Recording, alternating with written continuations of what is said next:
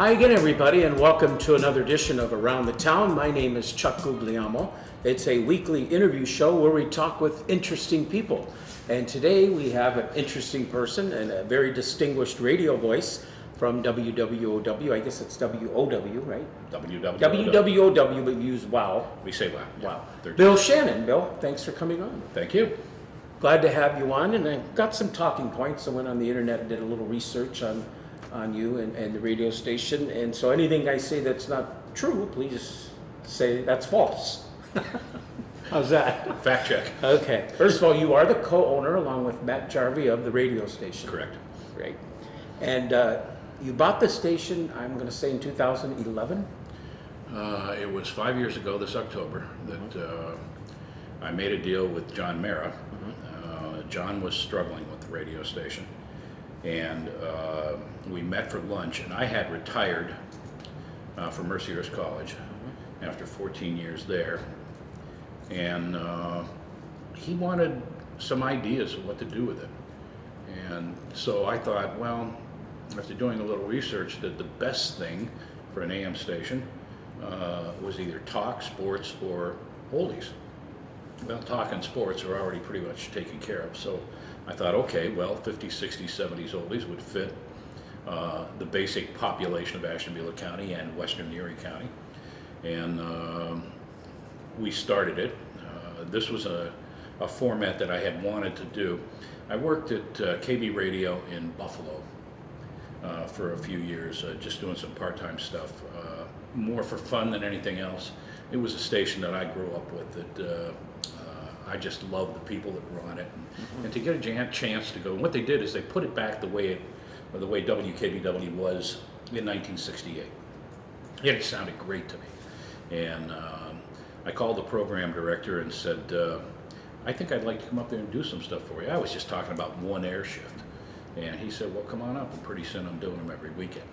And it was the most fun I ever had in radio, because I was working with the guys that were my idols when I was a kid. Sure. Growing up in Northeast PA, and got to know those guys, and we've become lifelong friends. We meet every 3 months for lunch. I mean, some guys, Tommy Shannon's probably the one you may have heard of. He worked at CKLW for a long time. Yeah, the Motor City. He lives in Salinas, California, but he comes here once a year. We just had lunch about 3 weeks ago, and we call each other cousin. And even though we may be distantly related, I mean, he grew up in Buffalo, but I don't know for sure, and we don't care. We're cousins. So there's that, and deciding what to do here made it easy for me, because that was a format that we had done up there, and I thought, you know what, let's do that here. And then over lunch, we made a deal that I would buy John out eventually, but start with 50%, and for 5 years, that's what we've been doing. Love the format. Thank you. I just absolutely love the format. Driving in this afternoon, I heard a song just shortly after 2:30, Soulfinger. I haven't heard that song in a long time. Well, we play a lot more. The Safe Radio Digest says you really only want to play between 600 or 700 songs, and to me that's asinine. If you're going to listen to a radio station for a long time, you don't want to hear the same songs over and over and over again. So we're playing about 3,000. I was going to get to that. I see that when you first came, I think it was like about 900, and then you were going to get it up to about 2,500 that you put into the computer system. Yeah, it took time. It took a good year to get everything in. Yeah, I can imagine. But we're pretty close now. There's still a few things I might want to get in. I just added a song last week. I mean, just, as it comes, and we find them and put them in. And to me, variety is a spice, and it just makes more sense to me. I just love it.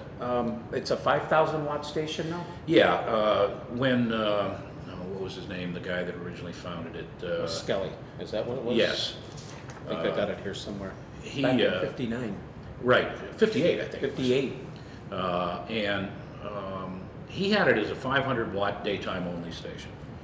And of all people, John Kansas, the guy who came up with that cancer curing device, still hasn't been developed, bought the station, and he was the one, along with Myron Jones, who owns Jet, who did the engineering for him, that found that because of a situation in Pittsburgh where there's another 1360 station that they didn't get out as far as they should have because of, it has to do with ground systems and hard rock down there. It didn't go as far. That with a little work, this could come up to 5,000 watts. And so it made a big difference in the coverage area. It's turned from a local station to a regional. And that was one of the things that attracted me, that if this station can be processed properly, which I think we're doing now, and made to sound good, then 5,000 watts might work. John did it primarily to serve Erie, and that's never going to happen. For one, there's a lot of radio stations in Erie already, including one that's doing oldies. But two, because of power line interference and other things, you don't cover all of the city all of the time. Sure. I mean, you can get it in the car almost everywhere, but there are some places that it's just not good, and people won't put up with that. They want a good signal. They don't want to hear the static and so forth. So for me, the thing to do was to be Conneaut's radio station, Ashtabula County's radio station. Western Pennsylvania, Fairview, Girard, Albion, West Springfield, places like that. Yeah, that's our area. But the western part or the eastern part of Erie County, no, that's not going to happen. They're not going to listen to us very much. The city of Erie, no. I live in McCain, and we have a good signal in McCain. It's great. My wife listens in the house every day. Oh, wow, okay. But if you go a little farther south, say Waterford, it's not very good because there's a 1370 in Corey, and the two stations interfere with each other. I've gotten it down at Edinburgh. I've gotten it in Buffalo. Oh, wow. Okay. And I've gotten it in downtown Cleveland. Wow. And great. I've gotten it as far south as Greenville, in that area, almost to Akron. Does weather play anything into Not really. to that at all? There are climatological things that do affect it. It's physics, and they have not come up with a way of predicting when it's going to be better and when it's going to be worse. There are just so many things that go into it that the number of variables makes it difficult to predict whether it's going to be good today or good tomorrow. Obviously, when a thunderstorm is going on, the lightning interference is there, but sometimes the signal is better when it's raining, and sometimes it isn't. Sometimes in the summer, it doesn't seem to go as far as it does in the winter. Don't know. Talking with Bill Shannon of WOW Radio here in Conneaut, co-owner along with Matt Jarvie. Bill, did you always know Matt? Not always. Okay. Just met him here with the radio station? No. Oh, no, okay. But, seems like a nice guy to me. he's a great guy. Yeah, does a good Matt job and I- with the football. Matt and I worked together when WinCap Broadcasting owned Country 98. And we had about 10 years working together, and he and I hit it off right away. We were friends the whole time. He was a fabulous, still is, salesman, and we did a lot of remote broadcasts together from a lot of different places, and I've always had a great fondness for Matt. I think he's just a great guy, and this is a partnership that I think is going to go very, very well. I had my first chance to listen to him do a Conneaut at Fairview game Sunday, which Conneaut won, by the way. She's from Fairview, in case you're wondering. And he does an outstanding job. Oh, very, very good job. Matt worked on WWW. He's from Conneaut. Oh, I thought he was from Albion for some reason. No. Okay. He's from Conneaut. Okay. He grew up here, and Did not know that. He lives in East Springfield or West Springfield now, but no, he went to Conneaut High School, and he worked at WOW back in the 70s or 80s. Really? As a disc jockey, and then I think he got into sales then. But no, he's been around here a long, long time, and for him, it's kind of a dream that he's had to get involved here, and Yeah, that's what he was kind of telling us when he was a guest here. yeah, I think he's really weeks happy. ago. He worked for Cumulus in Erie, and big corporation, a lot of pressure, and this has changed his life. He's much happier now, much more the old easygoing Matt than I knew years ago. So it's really nice. Bill, you were not only an icon in broadcasting here in Conneaut, but as you've mentioned, an icon certainly in Erie on two of their bigger radio stations, Jet 102.3 and WCCK, it was K104 in Erie, now 103.7, I think? I never worked for 102.3. You did not? No, I worked at Jet 50 years ago. That was my first radio job. Okay. And I started as a board operator, part-time as a 16-year-old, 17-year-old. And I lived in northeast Pennsylvania, which basically around 15 miles away. My grandmother lived 3 blocks from the radio station. So I used to hitchhike in on Friday nights, stay overnight at my grandmother's, walk to the radio station, then work Saturday night all night, and then hitchhike home on Sunday. That was my first job 50 years ago. When Jet Radio in the 70s and the 80s competed with K104, they were our deadly enemies. So Jet 102.3 was like one of the worst things that ever happened as far as I'm concerned. K104 was the most popular radio station in the history of Erie radio up to and since. There was never a radio station that enjoyed the number of listeners that K104 had. And Still number 1 today in Erie?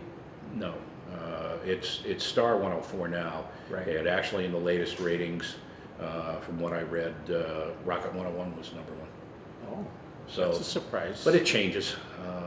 Star is still considered a heritage radio station, even though that heritage doesn't include K104. And before that, when we were just stereo 104, we were right on the cutting edge of FM coming into popularity.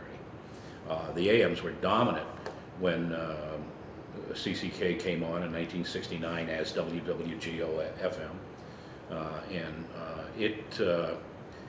it had some listeners, but it wasn't until the mid to late 70s that it started to really pick up, and it wasn't until 77 when we flipped it over to K104 that it really took off. It was 2 years before we were number 1, but eventually we were.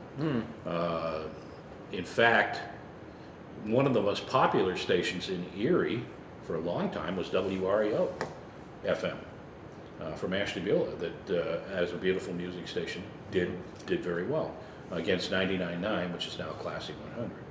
But no, things have changed a lot since then. But Jet 102.3 and me, not friends. Now, the 104 station that you're talking about, do they have a sister station, 94.7, that's called Bob FM? Yes. Okay, they kind of like play some oldies too. I think they play a mix of music, don't they? They're more a classic rock station, but it's like when you have a classic rock station and a classic oldie station, a little different from an oldie station. The difference is probably Journey.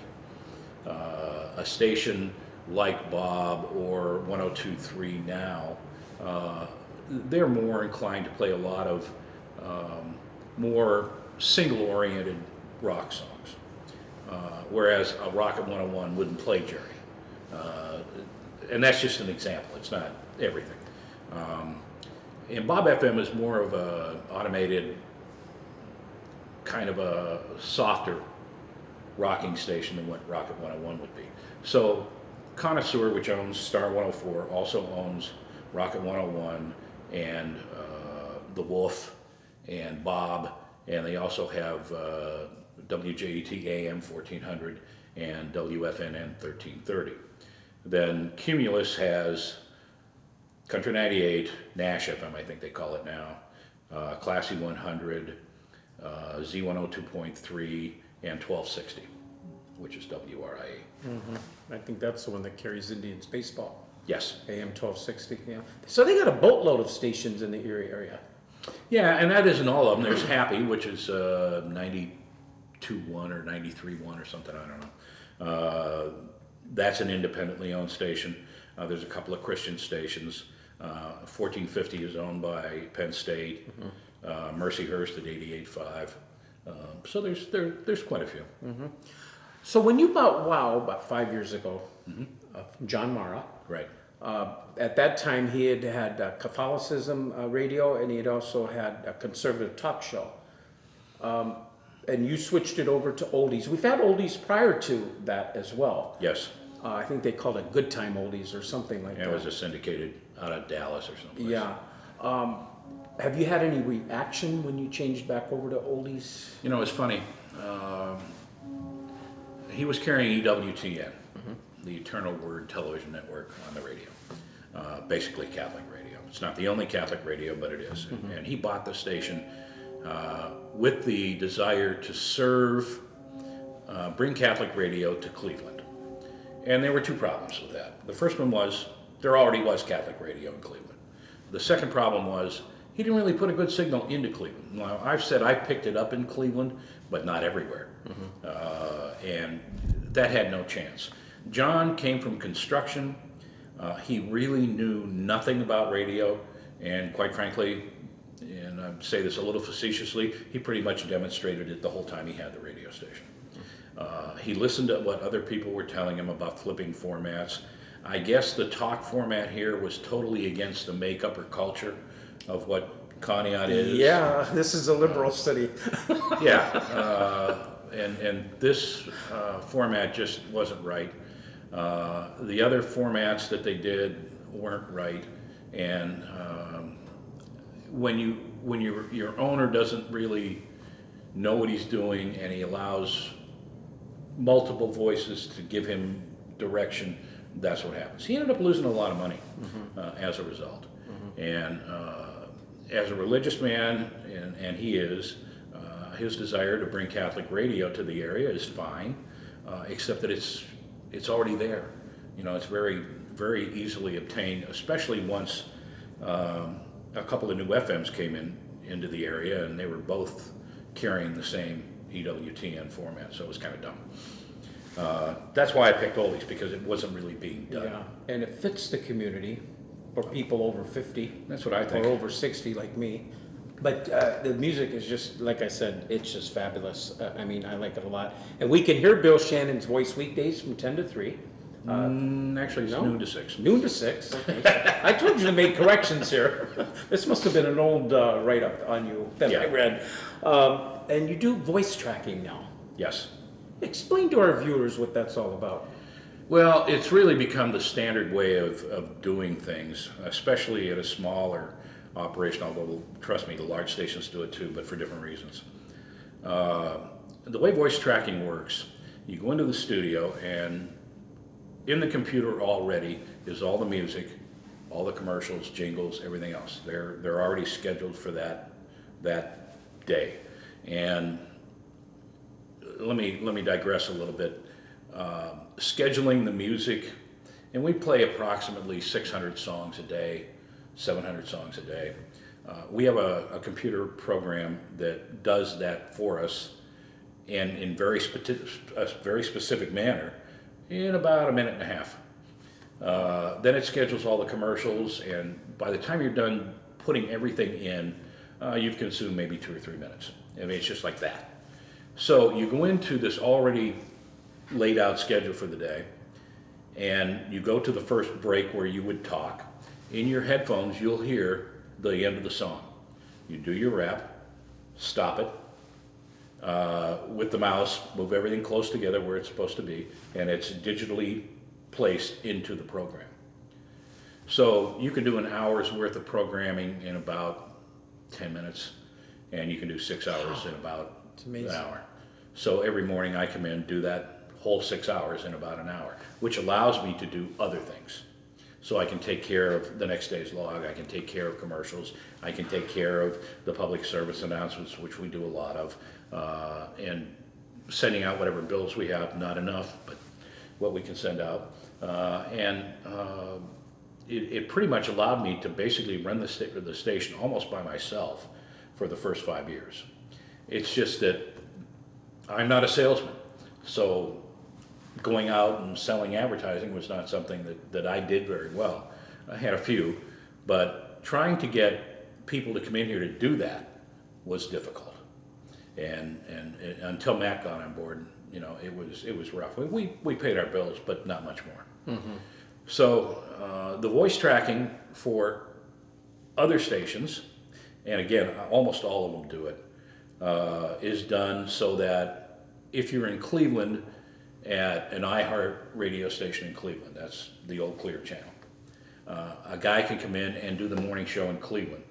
And then he can stay in the studio and do the midday show in Buffalo. And then he can do the afternoon show in Indianapolis, wherever they have stations. So one guy can do radio shows on 3 different stations, and it does 2 things. One, it eliminates the need for disc jockeys in those other 2 stations, and it also allows those 2 stations to take advantage of what may be a very good radio talent.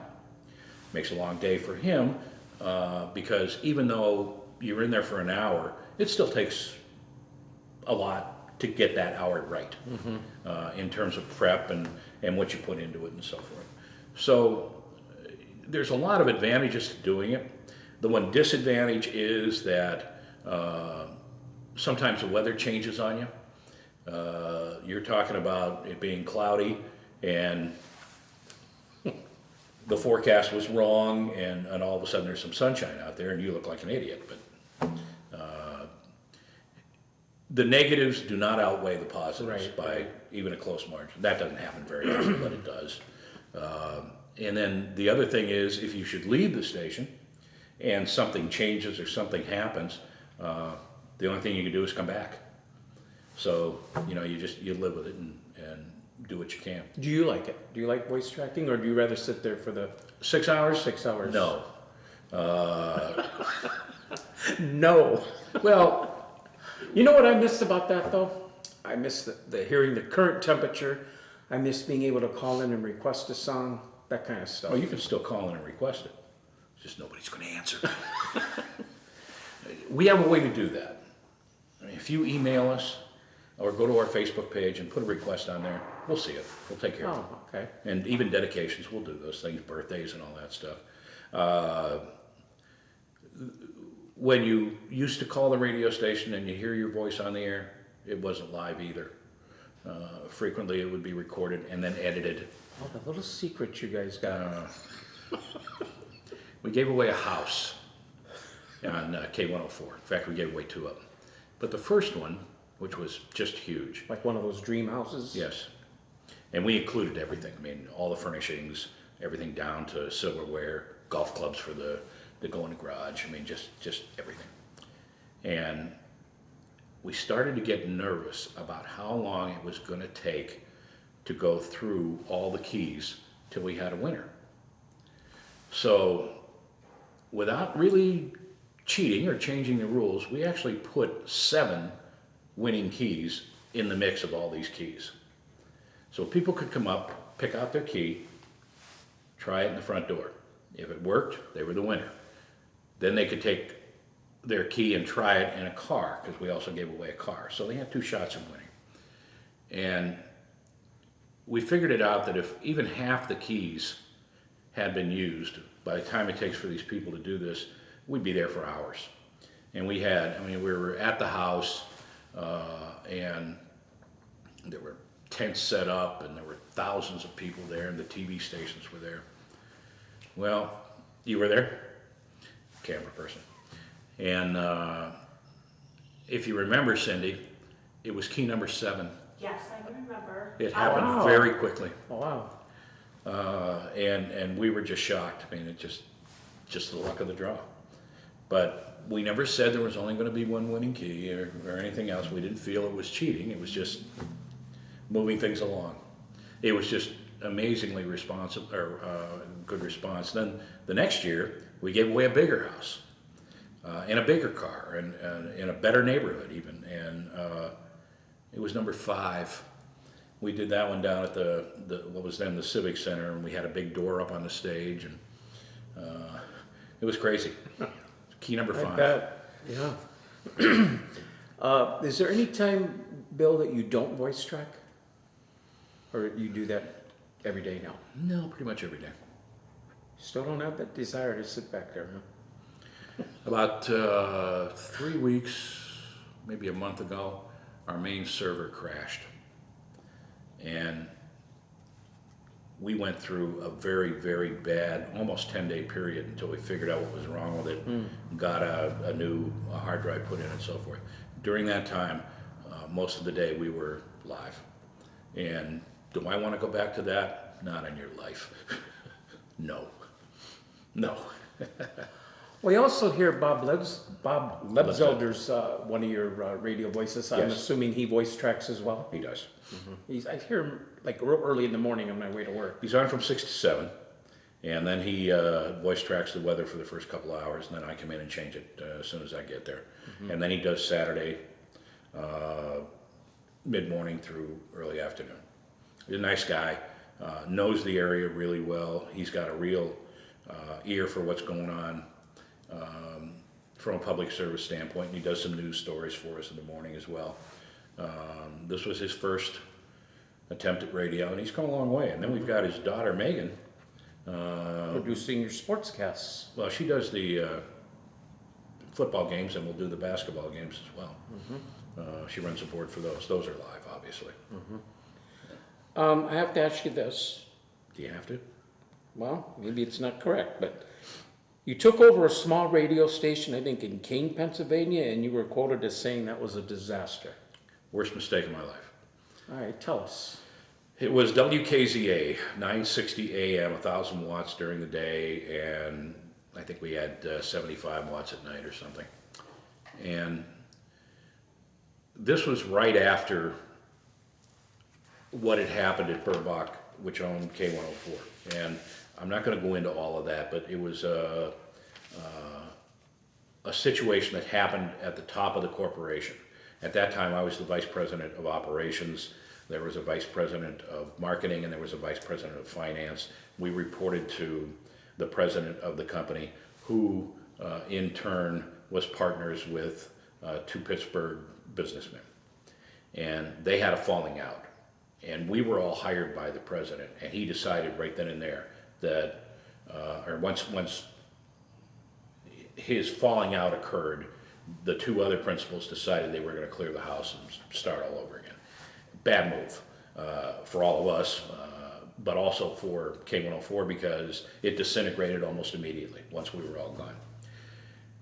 I had a small piece of two of the radio stations and some severance and other things coming, and I took that and bought WKZA. Now, it was about a 2-hour drive from my house to Kane, but I made the run every day. Wow. The day we closed, the biggest industry in Kane also closed. The day we closed on the sale, putting hundreds of people out of work, and the economy just crashed, and we struggled. And in those days, there was no automation. There was no voice tracking. There were 7 people working for us, all who needed to be paid. And the business just couldn't support the thing anymore. So we got out of it, sold it to somebody that put a talk format on that was satellite driven. And one day they just up and left, leaving us holding the bag. We didn't know that they had gone for a while, and the license was eventually lost, and we lost a lot of money. So yeah, big mistake. Back to WOW Radio now. That's 7 days a week, 24 hours a day. Is it all music? There's I know you have Casey Kasem on Sunday mornings. Yeah, there's a number of syndicated shows that run on the weekend. AT40 runs Saturday mornings from 6 to 9, and then again from noon until 3 on Saturday or Sunday afternoons. Shake Rattle Showtime runs from 3 until 5 on Sundays. Dance Party runs on Saturday from 2 until 5, and then a Solid Gold Weekend show runs from 5 until 7. There's some religious programming on for a short time on Sunday morning. Breakfast with the Beatles runs on Sunday morning, and we also carry the Columbus Blue Jackets. I knew you'd carry. I wanted to ask you about that. You're big into hockey, aren't you? It's my second life. Aren't you a general manager somewhere of a hockey team? No. Or not a hockey team, American Collegiate Hockey Association? Yes, that is the governing body for 500 college and university hockey teams across the country in 5 divisions. I am the vice president for Division 1. And it's a lot of work, but it's a lot of fun too. We are doing a lot of things. In fact, we've got a game of the week now airing on ESPN3. So this is another move up that we've made. We have more teams than the NCAA, but they're still the better association. They still have the better players, many of whom are Canadians, whereas many of our players are Americans, and although we get some Canadians and a few Russians and so forth. But the ACHA is growing by leaps and bounds. We've got a budget that's over $1 million now, and we're affiliated with USA Hockey, and it's a lot. I coached at Mercyhurst for the non-varsity team, club team, for 7 years. I officiated for 15 years. I actually coached youth hockey in Erie for a long, long time as well. So, yeah. Very active. And I'm a Toronto Maple Leafs fan. Very active. Are you a Cleveland Indians fan? No. San Francisco Giants. Sorry. Can you say you are? Even football. I'm a Bills fan. Sorry. Buffalo Bills. Yep. Well, I can understand that. It's where you Erie grew up. area, they're kind of like Buffalo Bill fans, aren't they? Well, no. No? There are way more Pittsburgh fans than Buffalo fans. There are way more Cleveland fans than Buffalo fans. Really? Yes. And when But they Pittsburgh cater plays to Cleveland, Buffalo. well, it's not a catering. The NFL decides whose market you're in. Okay. And they decided Erie is in the Buffalo market. Is it? It is. But that doesn't have anything to do with what your fan base is. It has to do with how far you are geographically from which city. And they draw up these areas, and Yeah, I would think the Erie area would like to cover the Steelers right now, rather than the Bills. it's always been that way. But it's not up to the Erie stations. It's up to the NFL. And they decided that Erie was in the Buffalo market. Great for me, but for Pittsburgh fans, and like I said, when Pittsburgh plays Cleveland and the local station has to carry the Buffalo game, a lot of people are not happy. Any more goals or visions you got for your radio station in the future? Yes, there's a lot of them. We're working, and hopefully next year we'll be able to add an FM translator. And what a translator is it's a relatively low power FM frequency that will cover Conneaut and a good deal of Ashtabula County on FM as well. It'll just be simulcast. It won't be a separate station. It'll be WWOW-FM. We're hoping to do that next year. There are some upgrades in equipment and the computer systems that we have. Those could be newer, and just make the radio station better as time goes on. Because of Matt, and if Matt wasn't here, we wouldn't be doing this. I wanted to do it the whole time, but without somebody who could do these things, it was hard. But having Matt here and being able to cover Spartan football, and we're going to do Spartan basketball as well, that's something I think should be on the radio and live. I don't know that we'll get to any other sports in the near future, but those two should be covered. As popular as football is here, especially, and it's an interesting year with Conneaut playing over in District 10 in Pennsylvania and actually winning it, but not being able to participate in playoffs over there. I mean, how would it be if a Conneaut, Ohio school won the state championship in Pennsylvania? Yeah, I know. That's not going to happen. So, based on the rankings in Ohio and all the games they play in Pennsylvania count, they could still make the playoffs. Yeah, a big game this Friday night. This Friday night, they got to beat Grand Super Valley. big, yeah. If they do, then they have a shot. But the rankings are computerized, and I know a lot about this because we did it in the American Collegiate Hockey Association. I was the one that brought this in. And what it does is it takes out the biases and the judgment from coaches' polls, and instead what you get is an algorithm that measures not only your wins and losses, your point differential, but also the strength of your schedule. In other words, if you play a team that's ranked much higher than you and win, that's going to help you a lot. But if you play that same team and lose, it's not going to hurt you much because you should lose to that team. So that's why when a team that loses a game doesn't necessarily drop down. And that's what's hurting Conneaut right now, because the teams that are ahead of them that have lost have played stronger teams. So therefore the rankings haven't changed much, and they've got to hope for a real break after this weekend. Feedback. Do you get a lot of feedback on your programming or on your Spartan football games? I don't get as much as I'd like, but then again, I don't live here, so I'm not in the community as much as Matt is. I mean, Matt goes to church here, he goes to New Leaf, and he does some other things in town here. So he hears way more than I do. We get phone calls, we get emails, not many phone calls, mostly emails, some Facebook comments, and they're all positive. I really haven't had too many comments that were negative since we started. And that was, it's kind of a funny story, because when we turned off EWTN one night and put the new format on, we got a grand total of one phone call. And it wanted to know when the church service was on. And that was it, no one else. We hear a lot from public service people. Amanda Latva, is that her name here? Did I say it right? She gives us a lot of information about what the library is doing. There's a guy over at the Kingsville Public Library, Tim Reardon, who sends us a lot of stuff. The churches, most of them, when they're doing something, they get it to us. Chamber of Commerce stuff we get. And that to me is all positive. That's saying, well, we want our information on your station. And at the beginning, it was like pulling teeth getting that stuff. And now we're overwhelmed with it. So I think that's positive. Well, like I say, I think you guys are doing a great job. Continue with the good work. Continue to play those boomer tunes that we like to hear. And thanks for being on the show. Absolutely. Thank you, Chuck. Bill Shannon, co-owner of WOW Radio, along with Matt Jarvie, my guest today on Around the Town with Chuck. And we'll see you next week.